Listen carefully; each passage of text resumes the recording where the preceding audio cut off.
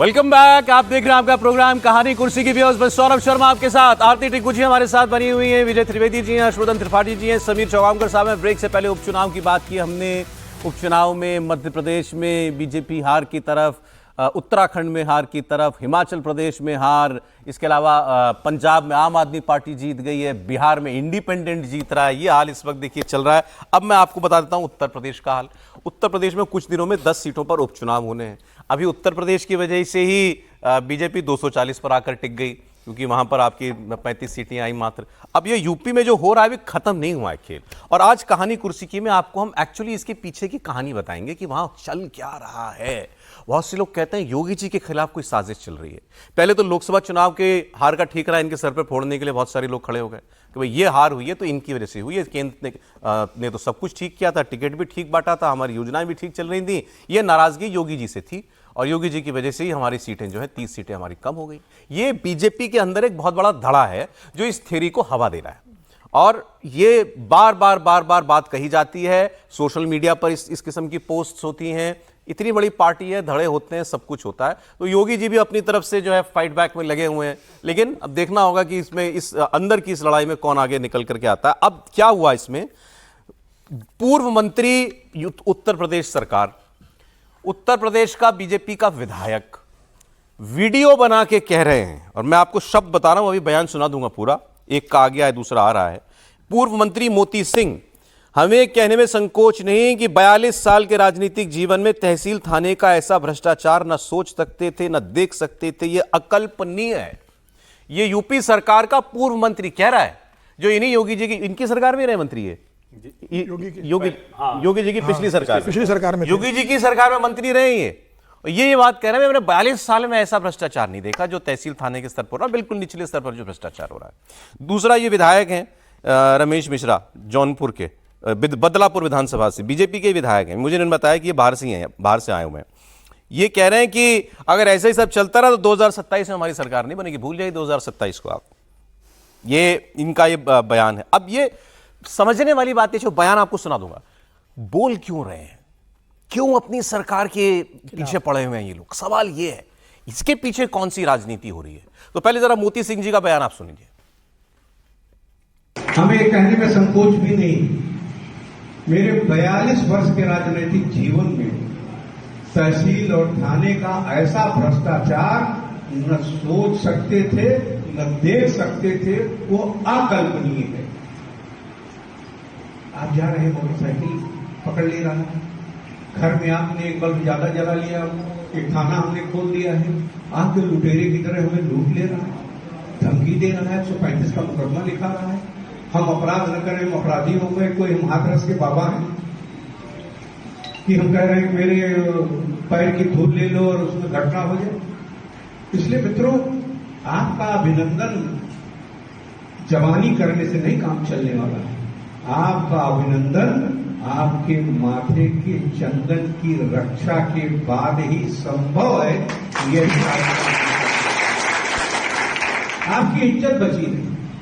आज जहां इस केसरिया कपड़े को अपने कंधे पर रखते दिखे, वहां उसे सम्मान मिले, वहां उसे आदर मिले। अब मोती सिंह जी खांटी बताए, खांटी बिल्कुल dried in the wool saffron वाले हैं, ये एकदम बिल्कुल ही भाजपा वाले हैं पुराने, और आपने देख ही लिया कितने सीनियर हैं। ये कह रहे हैं कि आप मोटरसाइकिल जा रहे हैं, पकड़ लिया कोई पुलिस वाला, धर लिया, लाओ पैसे लाओ, हो गया काम। आपने एक बल्ब ज्यादा जला दिया है, कोई वहां कोई आ जाएगा आपके पास पकड़ने के लिए, तो वहां बिल बढ़ा देंगे तुम्हारा। इस किस्म की बातें वो कह रहे हैं। अब यूपी में बीजेपी का अपना और पुराना और वरिष्ठ आदमी ऐसी बात कह रहा है। अब मैं आपको दूसरे व्यक्ति की बात सुना देता हूं। ये रमेश मिश्रा जो विधायक हैं भारतीय जनता पार्टी के, जो ये कह रहे हैं कि ये पीडीए चल गया हमारा, वो अखिलेश यादव का, और हमारे हालात ऐसे ही रहे तो 2027 को आप भूलिए। जो इन्होंने वैसे वीडियो में कहा वो सुनिए। फिर इन्होंने हमारे रिपोर्टर से भी बात की, उन्होंने पूछा इनसे कि भाई क्या नाराजगी है आपकी, उसमें भी उन्होंने बताई बात अपनी। दोनों चीजें सुनिए।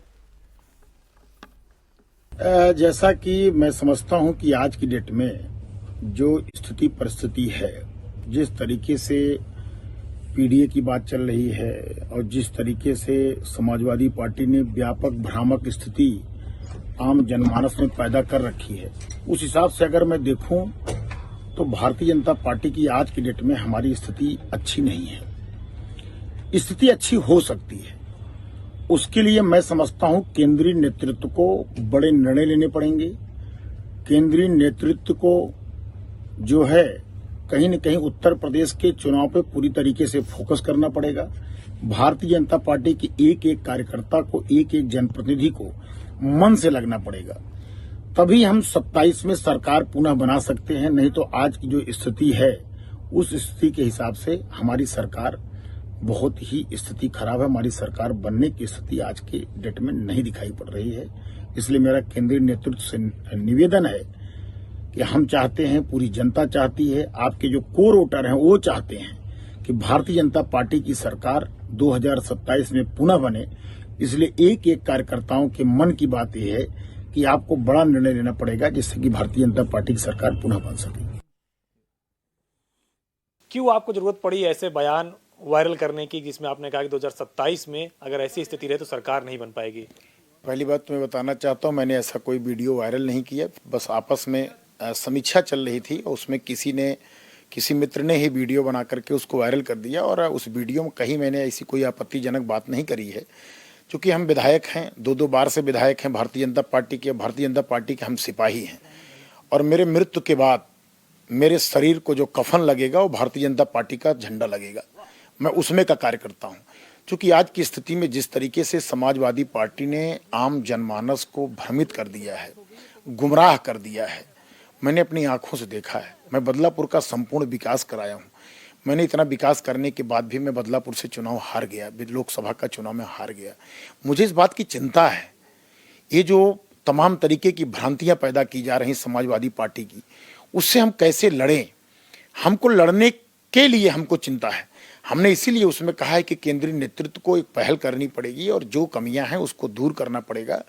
भारतीय जनता पार्टी कैसे मजबूत हो इसको चिंता करना पड़ेगा। भारतीय जनता पार्टी का बूथ अध्यक्ष, सेक्टर संयोजक, एक एक कार्यकर्ता वो चाहता है कि 27 में फिर सरकार बने।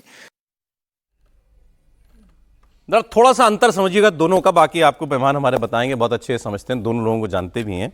जो पूर्व मंत्री मोती सिंह जी थे, उम्र दराज, वो बात क्या कह रहे थे? अपने कार्यकर्ता से कह रहे थे, वो अपने कार्यकर्ताओं को एड्रेस कर रहे थे कि भाई ये दिक्कतें हैं हमारे प्रदेश की, इस पर काम होना चाहिए, सम्मान हमारा होना चाहिए, कार्यकर्ता का सम्मान होना चाहिए। दूसरा, ये बसपा से 8 साल पहले भारतीय जनता पार्टी में आए, विधायक बन गए, ये कह रहे हैं बड़े फैसले लीजिए, बड़े फैसले लीजिए। मोती सिंह जी तो कोई बड़ा फैसले की बात नहीं कर रहे, वो तो कह रहे कामकाज ठीक कर लो अपना, भ्रष्टाचार खत्म कर लो अपना। ये जो बसपा से आया हुआ आदमी ये कह रहा है बड़ा फैसला लीजिए। अब बड़ा फैसला क्या होता है? सोचिए बड़ा फैसला क्या हो सकता है उत्तर प्रदेश में। उत्तर प्रदेश में बड़ा, अभी 27 में चुनाव है, क्या होगा बड़ा फैसला? सब समझ रहे हैं किस तरफ ये इशारा कर रहे हैं। टॉप पर बदलाव कीजिए, यही कहना चाह रहे हैं ना। ये दोनों का अंतर क्या है? नहीं, निश्चित तौर पर, और मुझे लगता है कि जब वैसे आप देखेंगे तो दोनों बात एक जैसी लगेगी, एक से जुड़ी हुई लगेगी।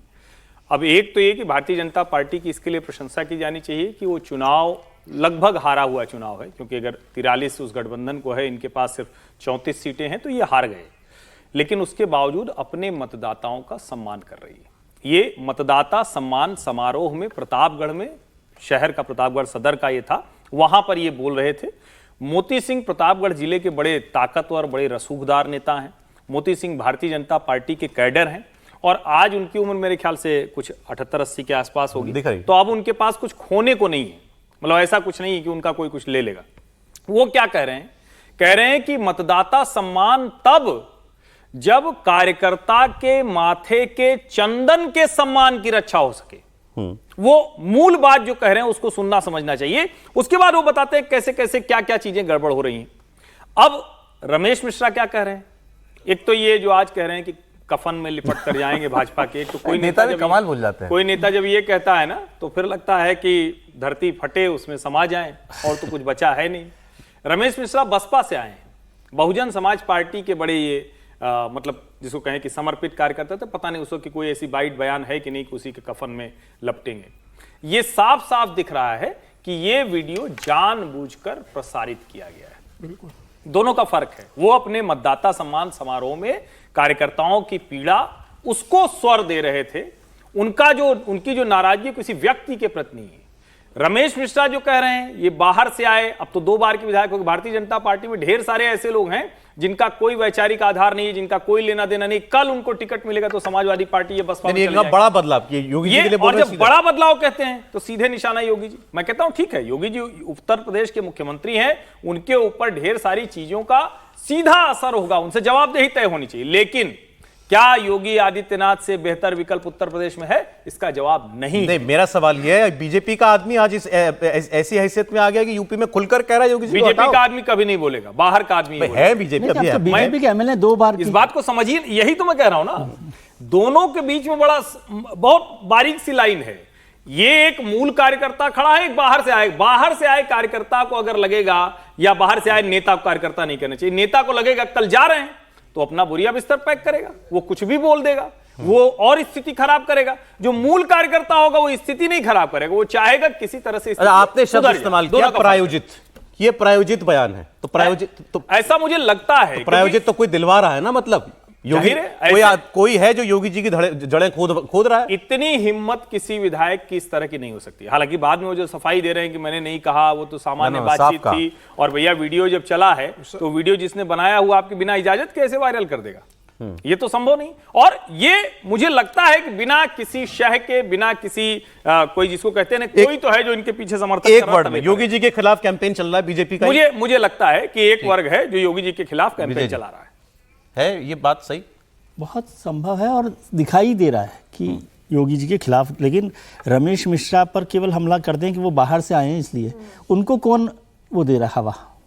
वही मेरा सवाल है, कोई तो उनको हवा दे रहा है, उसको कोई हवा तो विधायक कैसे बोलेगा क्या? वो अकेले विधायक तो ऐसे नहीं बोल सकते, खासतौर से वहां पर। इसका मतलब भारतीय जनता पार्टी की लीडरशिप में, वो हो सकता है दिल्ली में भी हो सकता है उत्तर प्रदेश में भी हो सकता है दोनों जगह हो, जो योगी जी के खिलाफ एक कैंपेन शुरू कर दिया गया है, चलाया जा रहा है। कैंपेन या साजिश कह लें, कुछ भी कह लें, जो धीरे धीरे से होता है। लेकिन एक बात मैं कहना चाहता हूं कि लोकसभा चुनाव के बाद क्यों नहीं भारतीय जनता पार्टी ने जहां जहां हारे हैं, जहां जहां जीते हो, उसकी अकाउंटेबिलिटी तय की?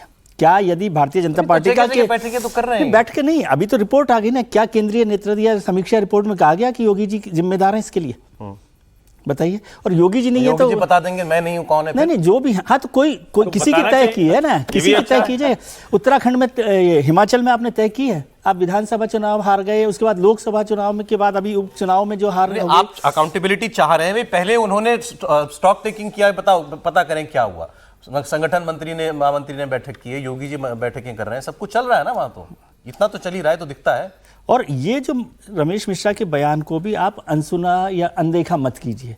और मोती सिंह जो कह रहे हैं वो भारतीय जनता पार्टी के कैडर की स्टाइल है, वो इसी तरह से बोलता है, वो उस तरह से बोल ही नहीं सकता जो रमेश मिश्रा बोल रहे हैं। लेकिन उसका वजन दोनों का बराबर ही है। अच्छा, वजन दोनों का बराबर ही है, मतलब वो भी नाराजगी किससे जो भी पार्टी की लीडरशिप जो देख रही है उससे है शिकायत। लेकिन बीजेपी का जो कार्यकर्ता इन्होंने साफ पढ़ा कि ये तो प्रायोजित है योगी जी के खिलाफ। नहीं, मैं ये कह रहा हूँ मोती सिंह जी की जो शिकायत है वो भी पार्टी लीडरशिप के खिलाफ है। लेकिन वो कैडर के जो लोग होते हैं वो इसी तरह से बात करते हैं। वो कहते हैं पार्टी लीडरशिप ना, तो अभी यूपी के संदर्भ में ये क्लियर नहीं है कि हम किसकी बात कर रहे हैं। यही तो झगड़ा हो रहा है, बात कर रहे हैं कि लखनऊ की बात कर रहे हैं। यही तो झगड़ा हो रहा है कि किसकी लीडरशिप है वहां। सौरभ जी, ये बिल्कुल साफ है कि बीजेपी के अंदर अंदरूनी लड़ाई जो है वो बाहर आ चुकी है और पार्टी इसको रोक भी नहीं रही है। इनफैक्ट एक तरह से हर्षवर्धन जी के साथ मैं एग्री करती हूँ कि एक ऐसी पार्टी है जो खुलेआम जो है अपने अंदर जितनी भी फॉल्ट लाइंस है, अपने अंदर जितने भी मतभेद है वो सामने पब्लिक में आ रहे हैं और लोग खुलेआम योगी जी भी को क्रिटिसाइज कर रहे हैं। मोदी की क्या अंतर रह गया? यही हम कांग्रेस के लिए कहते हैं, वो कहते हैं हमारे यहाँ डेमोक्रेसी, इंटरनल डेमोक्रेसी। हाँ, तो फिर अच्छी बात है कि बीजेपी की भी जो अंदर के मतभेद है वो सामने आ रहे हैं।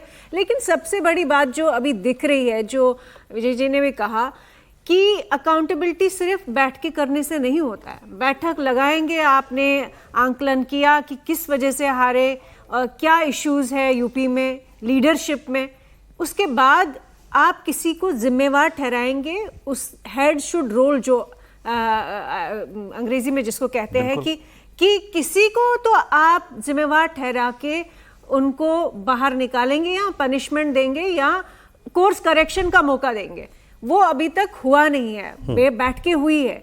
दूसरी बात बिल्कुल ठीक है कि यूपी में योगी जी की रिस्पॉन्सिबिलिटी है, स्पेशली जहां बाईपोल्स का सवाल है, सभा का सवाल है, वहां उनकी अकाउंटेबिलिटी है, वहां उनकी जिम्मेवारी है। लेकिन ये जो मिश्रा जी ने जिस तरह से जो संकेत दिया है, मुझे नहीं लगता है कि किसी को भी इस पे संदेह होना चाहिए कि योगी जी को बहुत बड़ा मैंडेट यूपी के लोगों ने विधानसभा में दिया, और अगर वहां पे आप कुछ भी गड़बड़ करने की कोशिश करेंगे कि योगी जी को अनइंस्टॉल करने की कोशिश करेंगे, उनकी सरकार को डिस्टेबलाइज करने की कोशिश करेंगे, तो जनता वो पसंद नहीं करेगी, बीजेपी के अपने कार्यकर्ता पसंद नहीं करेंगे। लेकिन साथ ही साथ अगर लोकल लेवल पे एडमिनिस्ट्रेशन जो योगी जी की, जिसके बारे में एक बार इसको क्लियर कर रहे हैं, आप कह रहे हैं अगर बीजेपी के लोग योगी जी को टारगेट करेंगे तो ये पसंद नहीं किया जाएगा? हाँ, क्योंकि देखिए मैंडेट एक मिल चुका है। लेकिन अगर आप अब योगी जी की जो एडमिनिस्ट्रेशन है वो भी इनफाइटिंग की वजह से आम जनता को परेशानी हो रही, जिस तरह उनके पूर्व मंत्री कह रहे थे, वो कार्यकर्ताओं से बात करते हुए कह रहे थे, तो वो आने वाले चुनाव में योगी जी के लिए बहुत अच्छा। ये हम बीजेपी में देखते ही नहीं हैं कि इस किस्म से ओपनली आप शिकायतों का अंबार लगा देंगे, लेकिन हो रहा है अभी। देखिए सरोज जी, एक कहावत है जंगल में कही जाती है कि जब शेर कमजोर होता है तो बंदर उसके सामने आके ज्यादा गुलांटी खाते हो, छलकूद करते हो, उन्हें पता होता है कि ये शेर कमजोर हो गया तो हमारा शेर तो शेर तो योगी आदित्यनाथ ही है। तो मुझे लगता है कि ये उत्तर प्रदेश के संदर्भ में मैं कहना चाहता हूं कि जब एक मजबूत नेता है, स्ट्रांग लीडर जब थोड़ा कमजोर होता है, चुनाव के परिणाम उसके अनुकूल नहीं आते हैं, तो जो कमजोर नेता होते हैं, उसके सताए हुए होते हैं, या उनको लगता है कि उनको उतना स्पेस नहीं मिल पा रहा, उन्हें लगता है कि अब मौका आ गया है कि आप सब मिलकर इकट्ठा होकर शेर का शिकायत कर दे, बाद में हम देखेंगे कैसे हमें अपना हिस्से बंटवारी करना है, पहले हम इस शेर का खात्मा कर दें। तो मुझे लग रहा है कि योगी आदित्यनाथ जिस तरीके से वहां बेहतर प्रशासन दिया है, लॉ और ऑर्डर दिया है, करप्शन फ्री प्रशासन दिया है, अब एक ऐसा वर्ग है जो चाहता होगा, अभी मिश्रा जी शिकायत कर रहे थे, कल योगी आदित्यनाथ अगर मंत्री बना देंगे तो सारी शिकायतें इनकी दूर हो जाएगी। ये योगी आदित्यनाथ की तारीफ करेंगे, कहेंगे बहुत अच्छा प्रशासन कर रहे हैं योगी आदित्यनाथ, भारतीय जनता पार्टी की सरकार 2/3 बहुमत से रिपीट होने वाली है।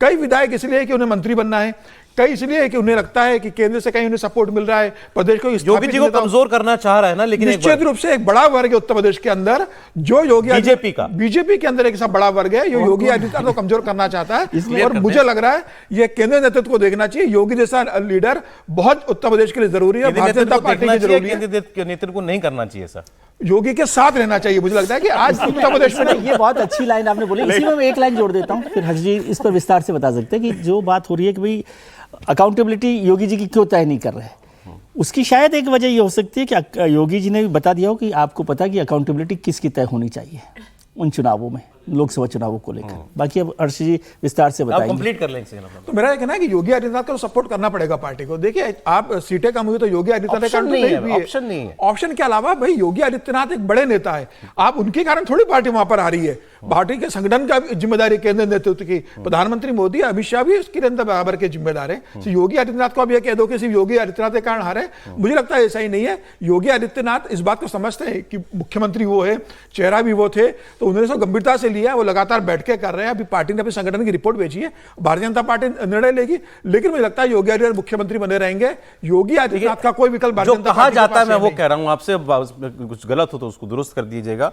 ये कहा जाता है कि भाई योगी जी मोदी जी के सामने इस कदर, मतलब इतना सम्मान है, इतना आदर है कि मोदी जी कुछ कहते हैं, मोदी जी भी कहते हैं भाई तुम योगी जी आप हट जाइए, हमको परिवर्तन करना है। योगी जी मोदी जी का अनादर नहीं कर सकते या उनकी बात पे नहीं काट सकते, ऐसा कहा जाता है। लेकिन शायद उनको यह भी टीस है कि दूसरा चुनाव जीत गए, उसका श्रेय उनको उतना नहीं मिला, और अब लोकसभा चुनाव में जो हुआ इसका एक तो पहले क्रेडिट पूरा नहीं मिला, और अब इसका सारा दोष दे दो मुझे जो हो गया। नहीं, पहली बात तो ये कि आप मतलब पता नहीं क्यों इतने मासूम तरीके से क्यों कह रहे हैं कि योगी जी इतना सम्मान करते हैं, मोदी जी कहेंगे कुर्सी छोड़ दो छोड़ देंगे, मतलब ऐसा क्यों आप कह रहे हैं, इतना मासूमियत क्यों होनी चाहिए, मतलब मुझे नहीं पता, लेकिन खैर लोग कहते हैं तो ऐसा नहीं होगा। नहीं, मैं कह रहा हूँ इतना भी मासूम राजनीति में नहीं होना चाहिए, ये ठीक नहीं, कोई भी नहीं होना चाहिए, कोई भी नहीं है। तो लेकिन इसके आगे की जो बात रहा था कि आप फिर कुछ इस पर विस्तार से बोले, विस्तार से। लेकिन इसके आगे की जो बात है, देखिए इसमें कहीं कोई संदेह नहीं कि भारतीय जनता पार्टी के लिए मोदी योगी कॉम्बो बहुत स्ट्रांग है, बहुत शानदार है। लेकिन दोनों तरफ से अगर देखें पहली बात यह है कि मैं कतई नहीं मानता हूं कि योगी आदित्यनाथ टिकट कोई योगी आदित्यनाथ ने नहीं बांटा है। टिकट का बंटवारा दिल्ली से हुआ, जिम्मेदारी जवाबदेही यहां है। फिर दूसरी बात आती है प्रशासन की, जब जवाबदेही की बात आएगी तो वो योगी आदित्यनाथ बच नहीं सकते, ये जवाबदेही उनके ऊपर है अगर प्रशासन की वजह से कार्यकर्ता नाराज हुआ। अब तीसरी बात आती है सरकार और संगठन में 7 साल की सत्ता के बावजूद तालमेल नहीं हुआ तो फिर सेंट्रल में जिम्मेदारी जाती है। क्यों उन्होंने अभी तक ये नहीं करने दिया है? कौन है जो अलग अलग चला रहा है? संगठन वाला अलग चलेगा, सरकार अलग चलेगी, ऐसा क्यों हो रहा है? और फिर अब इसके आगे की बात, जब हम कहते हैं क्रेडिट नहीं मिला तो भाई 2017 में योगी आदित्यनाथ जी का चेहरा नहीं था। 2017 में भारतीय जनता पार्टी 22 की बात कर रहा हूं। नहीं, मैं आ रहा हूं 22 पे, अभी 17 से आके तब 22 आना पड़ेगा, नहीं तो नहीं समझ में आएगा। 2017 में योगी आदित्यनाथ चेहरा नहीं थे, लाए गए। राष्ट्रीय स्वयंसेवक संघ और नरेंद्र मोदी ने, भारतीय जनता पार्टी ने तय किया ढेर सारे नामों के बावजूद। अब 19 का लोकसभा चुनाव वो पूरी तरह से जैसे 14-17 का चुनाव था, 19 का चुनाव भी अमित शाह के कौशल पर लड़ा गया। 71+3 सीटें आई। उसके बाद क्या हुआ? 14 और 17 कह रहा हूं, 19 कह रहा हूं, 14 और 17 जो 71+3 और 17 का चुनाव। जब योगी जी आ गए तो 19 का चुनाव हुआ, 71+3 से सीटें घटकर 62+2 हो गई। 22 का विधानसभा चुनाव आया, 17 में शायद 303 थी, नंबर में शायद हो सकता है थोड़ा आगे पीछे 303 या 325 325 क्योंकि वो लेके, और अब कितनी हो गई? 255। तो 19 में भी घटे, 22 में भी घटे, 24 में भी घटे। तो ये इतना आसान मामला नहीं है, ये किसी एक के सर पर ले जाके और उसको फोड़ दें सारा ठीकरा, वो नहीं हो सकता। जवाबदेही के बिंदु स्पष्ट हैं, क्रिस्टल क्लियर दिख रहा है कहां किसकी गड़बड़ है, कहां किसकी जवाबदेही है। लेकिन हर कोई अपना वाला तो चाह रहा है कि चर्चा नहीं हो, दूसरे वाले पर डाल दिया जाए। और एक चीज और सुनिए, ये अभी 2 आप वीडियो बाइट्स देख रहे हैं, कल प्रदेश कार्य समिति की बैठक है और वो बड़ी बैठक हो रही है। मुझे जो पता चला कि थोड़ा नीचे स्तर के पदाधिकारी आ रहे हैं, वो तो कुछ भी बोलेंगे, वो सब कुछ और कल क्या वो बोलने वाले हैं, इसी से तय हो जाएगा कि कार्यकर्ता चाह क्या रहा है और पार्टी किस तरफ जाने वाली। तो कल की बड़ी खबर ये एक छोटी सी लाइन कि अरविंद केजरीवाल जी को कैसे पता था कि भाई योगी जी को बदलने की बात चल रही है? विजय जी अपना एक छोटा सुर्रा छोड़ देते हैं कहीं भी। एक ब्रेक ले लेते हैं, लेकिन अरविंद जी भगवंत मान को नहीं बदल पाएंगे। ब्रेक ले रहे हैं। ब्रेक के बाद महाराष्ट्र में एमएलसी इलेक्शन में खेल हो गया। जिसको सोच रहे थे कमजोर कड़ी, वही निकला बाहुबली। वहां ऐसा हो गया, उसकी बात हम आपके सामने करेंगे। एक और बड़ी सेंसिटिव कहानी है, शहीद के परिवार में जो हो रहा है उससे सेना के नियमों पर सवाल उठा है, एक बहस छिड़ी है। और क्या इस बहस को हवा दे रहे हैं राहुल गांधी? इसकी बात भी होगी कहानी कुर्सी में। लौट रहे हैं आपका शो लेकर के एक छोटे से ब्रेक के बाद।